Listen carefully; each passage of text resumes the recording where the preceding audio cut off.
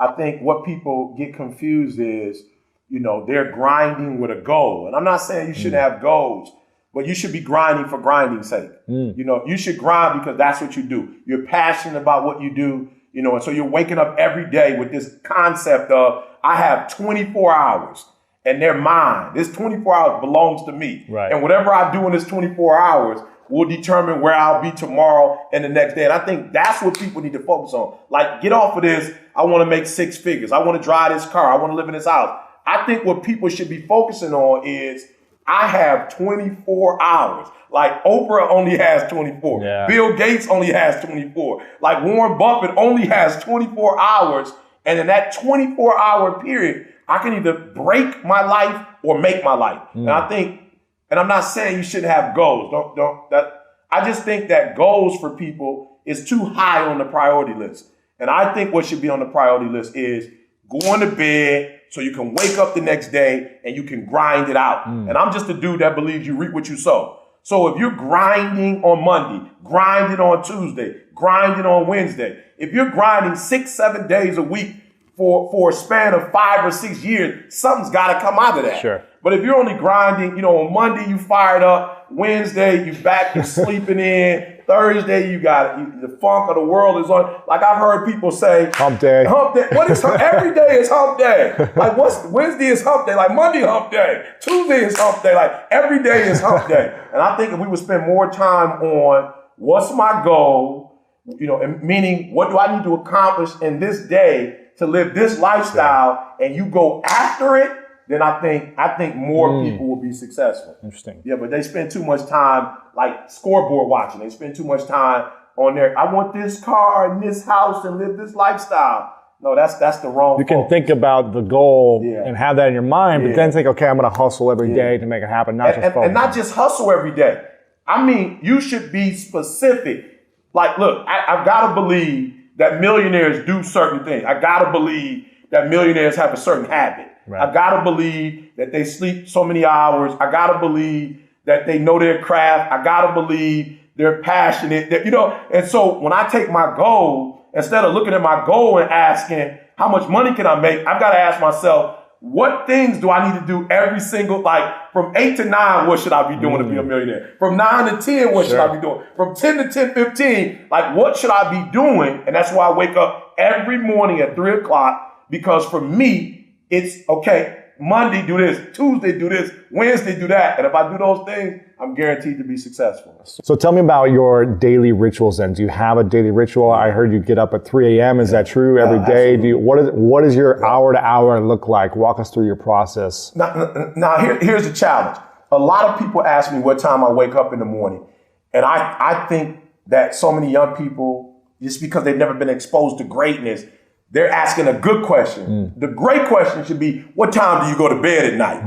That's the question you should be asking. The question is, what time do you go to sleep? And so every night I try to go to bed, like literally in the bed, 8:30, 9 o'clock, sleep that's like by 9:30. That's like some 2-year-old stuff. Oh man, I'm talking that's like some baby stuff right there. You know what I'm saying? That's like kindergarten, like naps. And I do that routinely. Now I tell people, of course, I travel the world. So of course I'm not going to bed every day at 9:30. But here's the deal.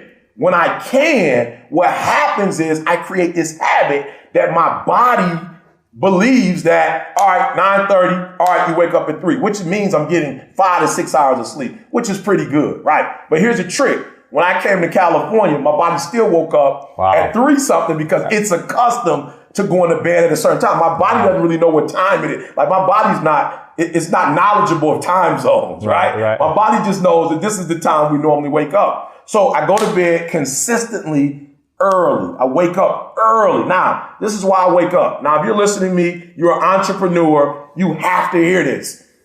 There are people who graduated magna cum laude. I didn't. There are people who were born into wealth. There are people who were born into a certain network. I wasn't. But here's the trick. Even though I don't have what they have, I can outwork you. So if I'm getting up at 3 o'clock in the morning, and as sweet as you are, networks, parents, wealth, opportunities, and you're getting up at 8, I've got a 5-hour jump start on you. Like, I don't care who you are. If we're traveling to the same city and I take off 5 hours before you, 9 out of 10, I'm going to get there before you get there. Right. So my trick is I get up at 3 o'clock in the morning because I didn't know who my biological father was. It took me 12 years to get a degree. So I wake up earlier because that guy who is deeper than I am, who has more advantages or opportunities than I have, when we get our contract to that same company, when my contract gets to that guy, that CEO reads my contract at 3:30 in the morning. He's like, this dude is serious. Wow. So I know this guy graduated magna cum laude, but he sent me his contract at 9. Eric sent his at 3:30. Like, you got to give me a shot. You got to give me at least an interview, right? For the 3:30 thing, you got to give me an interview. So what I'm trying to explain to people is my ritual is I'm going to beat you to the spot. I'm going to beat you to the spot. That's what it's all about, right? For those of us who play basketball, or those of us who play football, sometimes it's not about being the greatest talent. It's about beating a person to the spot. So if I beat you to the spot and I got an open shot, it doesn't mean I'm the greatest, but I beat you to the spot, right? I created my own shot. I created my own space. That's what the crossover is about. The crossover is about creating your own shot, creating your own space. And the way I have become a millionaire and the way I've become one of the top motivational speakers in the world, nobody knew who I was 6-7 years ago, is I've created space. I've created space. I've given myself an advantage that others don't have. And is it hard? No, not really. You just wake up earlier. You can take naps during the day if you want to, right? So it doesn't mean you have to stay up the entire day, but it does mean you have to get to the spot before everybody else. So it kind of looks like the first hour, I'm really a dude of faith. So the first hour I really spend, read my Bible, praying. After that, I work out for about a good hour. I've got an accountability group that I talk to for an hour, spend time with my wife. Every morning, accountability group? Every morning, accountability group. Hour, 2 hours. We're kind of just talking about our day, what we're going to do. Spend time with my wife. My wife is, they say iron sharpens iron, but my wife is like titanium sharpens titanium, and my wife is constantly telling me, you need to improve in this area. You need to do better in this area.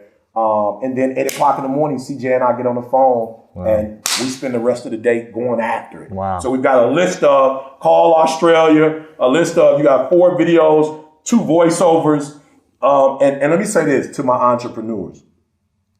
I have a ritual where even if you're my closest friend, I have boundaries. So just because it's my company, it doesn't mean I can take calls all day. Right. I have boundaries. So you can't call me at a certain time. Why? I'm working. So if I'm on the phone all day, and I'm saying this to entrepreneurs, because one of the gaps, and we'll talk about this later in the show, but you got to find the gaps. And one of the gaps with entrepreneurs is that they feel like because they own their day, they can spend it like they want to. You cannot spend it like you want to. So if you were working for IBM or you were working for Ford, whoever you're working for, you couldn't be on the phone all day at a major corporation talking on the phone. So why do you allow yourself to talk on the phone when it's your business? Matter of fact, it's yours. You should make sure there's no phone calls going on because it's your business. So one of my rituals is when I get started, there are no interruptions. Wow. When I get started, I don't care if it's my wife, my children, they know that from a certain time frame, I'm going all in, and I can't go all in answering the phone. I can't go all in watching TV. I can't go in with the distraction. And so some entrepreneurs are like, why am I not blowing up? Because you're not in abstraction. You don't have that moment of your day. I don't care if it's 2 hours, 4 hours, where you shut the entire world out. No Twitter, no Facebook, nothing. No Instagram, which we love the most. No Instagram. We love that Instagram. But just for 2 hours, I'm going in, and then once I come out, then we can do Instagram. And I'll be honest, your content probably would be stronger if you had that time of isolation, of solitude, where you give yourself a chance to think, you give yourself a chance to go in, and when you go in, you go 120%. So yeah, that's my ritual. What would you say? First I want to get to accountability. Okay. Why is accountability so important for you and so many other people? Why is it a game changer for you? I learned this from Dan Gilbert in Quicken Loans. He has like 19 isms that his company lives by, and the one I love the most says, innovation is rewarded, execution is worshipped. So what I learned of being around Dan Gilbert is like, your money changes when you execute. I realized I didn't have a right concept of success.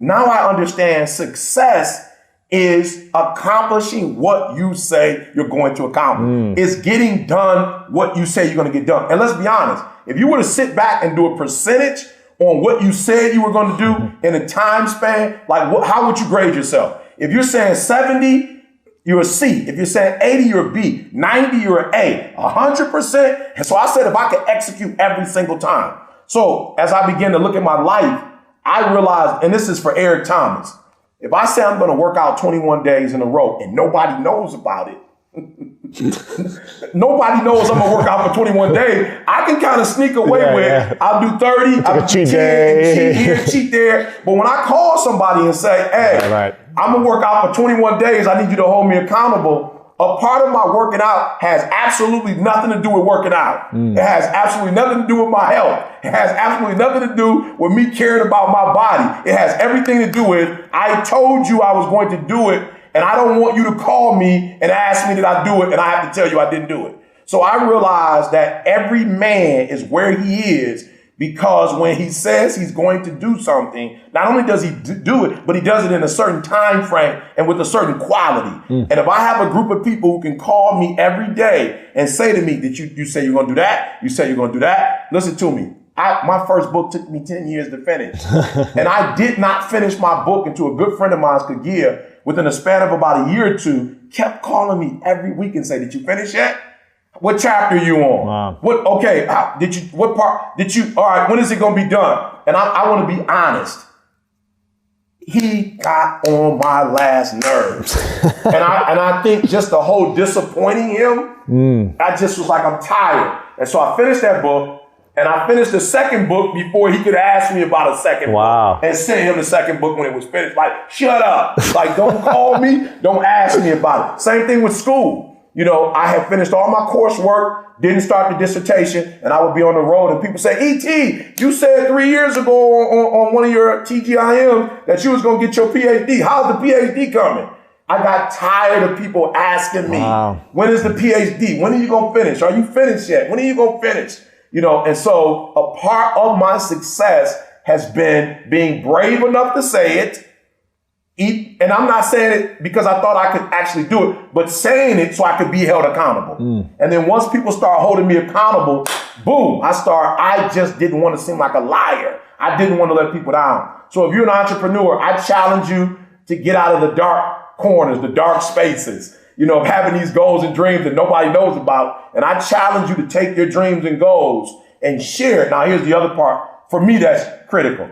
I always think about, if I don't execute, how is that going to hurt my family? How is that going to hurt my friends? So if I don't execute, what type of Christmas are we talking about? Like, we can't come to Cali if I'm not executing. You know what I'm saying? Like, my son, first year of school, I paid cash for him to go to school. You can't pay cash tuition if you're not executing. You know, if you're not getting engagements, right? So each one of my children have their own car to get to school. You can't buy your kids vehicles when you're not executing. My wife has a car. Just took her to Hawaii. She only works 12 hours a week. She can't do those things. And mind you, it was diagnosed a year and a half ago. She had a chronic illness of 6 to 7 legions on her brain. Imagine if I wasn't an executor, my wife would still have to work 40 hours. There are women with the same disease that my wife has that have to work 40 hours. Why? Because their husband didn't execute. So they got to get up and go to work, even though medically it's not healthy. They still got to get up and go to work. My wife does not have to get up and go to work. She wants to work, so she does 12 hours. Why? Because I executed. And I realize now execution in business is like a heart beating as it relates to your body. Once that heart stops, that's it for your body. When you're not executing as a business person, as an entrepreneur, it's over for you. The day you're just talking, you're spending hours, you're talking about what you're going to do. You're spending hours visualizing. You're spending hours. Look, and I'm not trying to be disrespectful, but I think you can appreciate this. I don't even do lunch like I used to do with people anymore. Why? Because I realize a lot of people want to do lunch and just talk. Like we just spent an hour talking, 30 minutes drive. That's 2 hours. I could have been making money in those 2 hours. I could have been executing. So I'm not against mentoring. I'm not against meetings, but a lot of the meetings that I attend, it's a bunch of jargon. It's wasted space, wasted time. And so I'm going to say, I guarantee you this year could be the best year of your life if you execute more. I'm not saying you're not executing, but I'm telling you, if you were to execute 100% of the time, you probably would add another comma to your income, another zero to your income just by executing within the time frame you say you're going to do it, and executing with excellence. Just do those three things, and I guarantee you're going to go to a whole other level. Yeah.